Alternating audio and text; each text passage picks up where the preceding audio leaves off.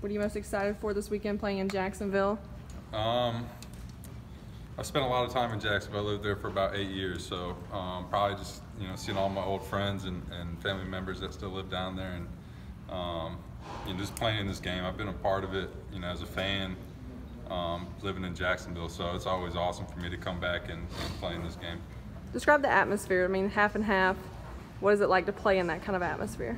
It's awesome. It's literally split right down the middle, half and half, like you said, and it's kind of weird the way people file in because they're all out tailgating beforehand. So when everybody gets in there, it gets crazy, and it's just a really cool atmosphere. It's probably one of the best atmospheres in college football. What ages did you live in Jacksonville? Man, I think I was 7 until about 14, 15. So big Gator family? No, I was never a Gator fan. Okay.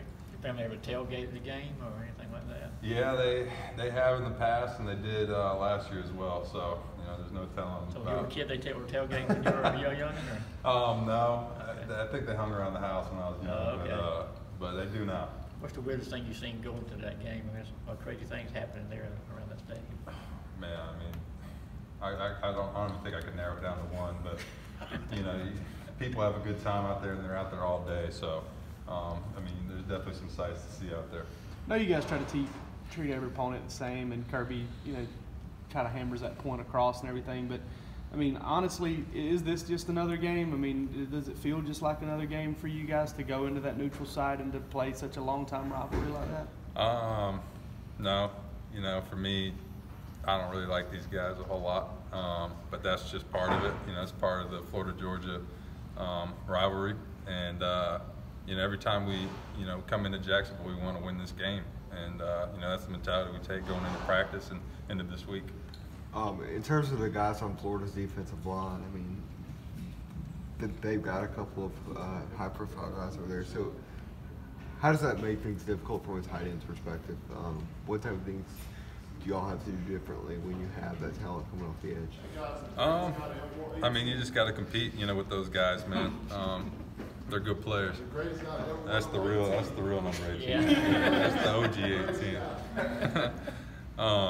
But yeah, no. When you got guys, that they got, on their D line, it's a big challenge, and if we can hold up against them, that's a great look for us, and that's something that we, aim to do. And I'm excited for the challenge. They got good pass rushers, good players, good defense, so I'm looking forward to it. There's more talking on between players in this particular game than maybe other games y'all play in during the year.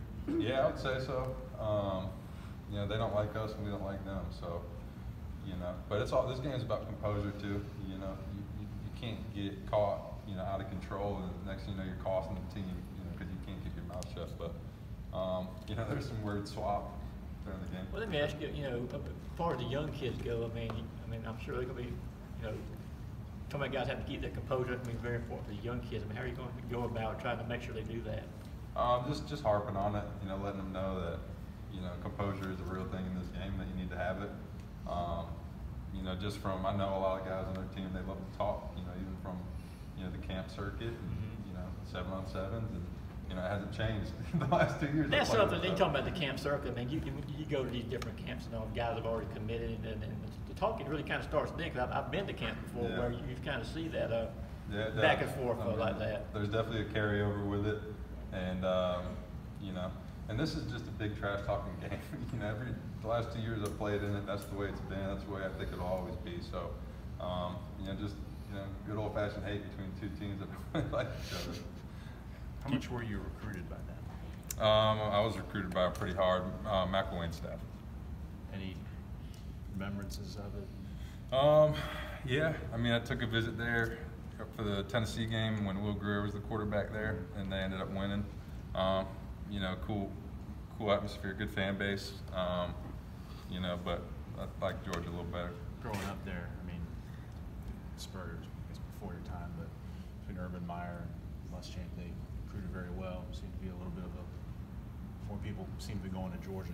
Did something turn that trend at some point? I don't know. Growing up in Jacksonville, I was a part of the, watching the Gator teams that had Tim Tebow on them and Percy Harvin, and there was tons of Gator fans and tons of people wanted to be Gators, and you know, they got a lot of history in their program, a lot of good players, a lot of good teams that come out of there. But you know, I don't know. I think a lot of people see in Georgia, you know, what I saw. You know, tide's turning, and you know, there's a lot of good things going on here, and you know, Georgia's going to be good for a long time. I got here a couple minutes late. I'm sorry if this was brought up too. But you're committed to. You've been committed to, as a recruit, to the two most hated rivals for Florida, because you were committed to Florida State for a while. Did you grow up a Florida State? Is that why it kind of play into the whole "I don't like these guys very much" type thing? Well, to be honest with you, when I first moved to Jacksonville, I became a Florida State fan because I got put in a class that was full of Florida fans, and I wanted to be different. And that's kind of how that started. And ever since then, it's just kind of been that way. Right. When you talk about composure, are there maybe learning experiences that you had from your first Florida game or two that you're kind of bringing up to these younger guys this week? Yeah, that you know, doesn't matter, you know, what anybody's record is, you know, who they beat, who they lost to. I mean, it's just a physical, good game, you know, every year. You know, even though last year, you know, it was a blowout for us. I mean, there were still plays where, you know, if they would have hit them, it would have been, you know, a completely different game. So, you know, it's just one of those games, man, where you got to be on your P's and Q's and get the job done. You mentioned things are turning right for Georgia. This is a pretty big game in that respect. I mean, if Florida beats you, then, you know, their arrows pointing up and Georgia's is back down again. I mean, do you think everybody realizes just what a pivotal game this is and what Kirby's trying to get done here? Yeah, I believe so. You know, you look at this game every year, and it seems like whoever wins this game, you know, that's usually the front runner in the East. You know, at least the last, you know, couple of years, that's how it's been. But you know, this is obviously a huge game. We know that. You know, that's why we're preparing the way we are, and you know, we know it's not going to be, you know, any, you know, cakewalk to get this one done. But you know, we're excited for this game, excited for this challenge. When's the last time you feel like Georgia really played peak football? Would you have to go back to South Carolina, or has there been a game since then where you feel like you guys have really hit on all cylinders? You know, I really still feel like we haven't played our best football yet. You know, and I think that, yeah, that's good, you know, at this point to, you know, be able to carry us through the end of this year, and you know, we'll get playing our best ball here. Do you take into consideration when planning for this game that Florida beat LSU and Georgia didn't? Is that kind of taken into consideration when you're looking at planning, and like, do you watch the Florida LSU game? Yeah, I mean, we watch it all, and you know, we know who they've beaten and who beat them as well. You know, so you know, it just, you got to take it all in perspective, and you know, that LSU game, you know, even though it's in the past, we got a lot that we learned from it, and you know, we had a bye week to get over it and you know, improve on that. And you know, there was a lot of plays we left out there that if we would have hit, you know, that game would have been different as well. So you know, we learned from that game, and you know, and we watched them on film, and we got a good plan, and you know, we're excited to go play them. You seem pretty loose and relaxed with you all the time. Is there a different vibe around the team now versus a couple days before LSU, or is the vibe mindset the same? I think it was good for us to reset and, you know, take a deep breath.